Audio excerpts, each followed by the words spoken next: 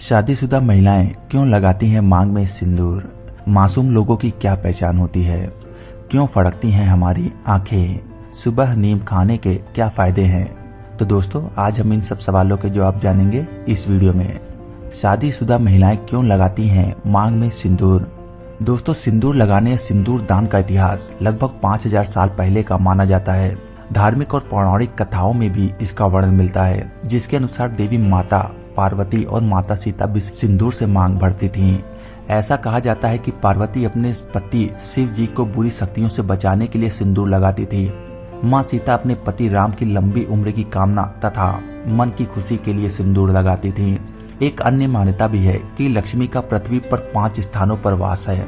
इसमें से एक स्थान सिर भी है, इसलिए विवाहित महिलाएं मांग में सिंदूर भरती हैं ताकि उनके घर में लक्ष्मी का वास हो और सुख समृद्धि आए। हिंदू समाज में जब एक लड़की की शादी होती है तो उसकी मांग में सिंदूर भरा जाता है।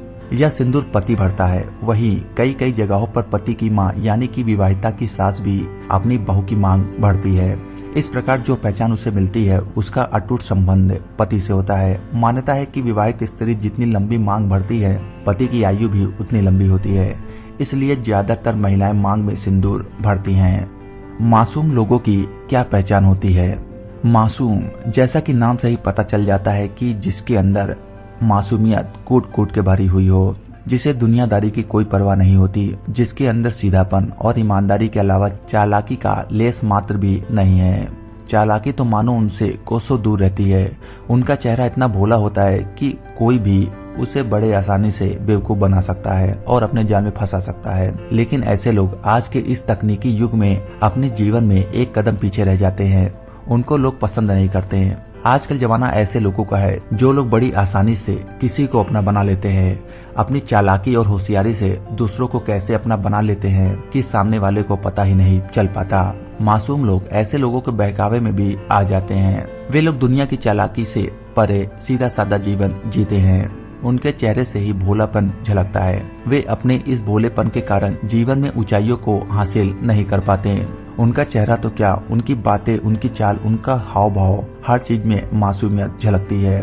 ऐसे लोग हमेशा निराश ही दिखाई देते हैं। उनकी वेशभूषा भी ऐसी होती है कि पहनावे को देखकर ही पता चल जाता है कि वह बहुत ही मासूम है। क्यों फड़कती हैं हमारी आंखें? आंखों का फड़कना एक इवॉल्यूंटरी एक्शन है जिसे मायोकीमिया कहा जाता है। इवॉल्यूंटरी एक्शन वह होता है जो हमारे कंट्रोल में ना हो, इसलिए पलकों के फड़कने को इससे जोड़ा जाता है। आंखों के आसपास की मांसपेशियां अचानक जब सिकुड़ जाती हैं तो पलक फड़कने लगती है। हालांकि इसमें दर्द का एहसास नहीं होता और ना ही कोई नुकसान होता है, लेकिन अगर यह बार बार हो तो समझ लेना चाहिए कि आप अपनी सेहत को नजरअंदाज कर रहे हैं।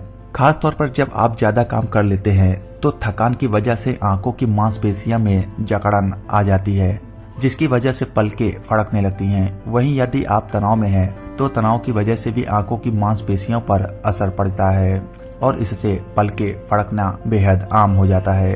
कई बार नींद पूरी न होने की वजह से और आंखों में ड्राइनेस होने की वजह से पलकें फड़कने लगती हैं। सुबह नीम खाने के क्या फायदे हैं?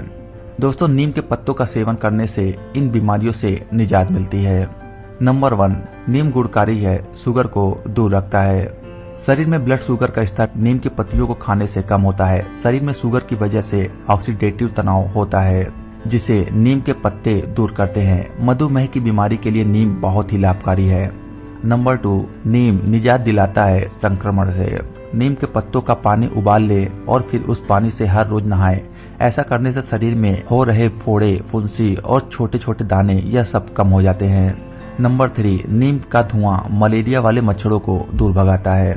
अगर आपको बुखार है तो आप उस समय नीम की पत्तियों को उस बीमारी के दौरान में इस्तेमाल करना चाहिए। नीम के पत्तों में गैडोनिन होता है जो मलेरिया के इलाज में बहुत लाभकारी होता है। नंबर 4, नीम अचूक इलाज है गठिया में।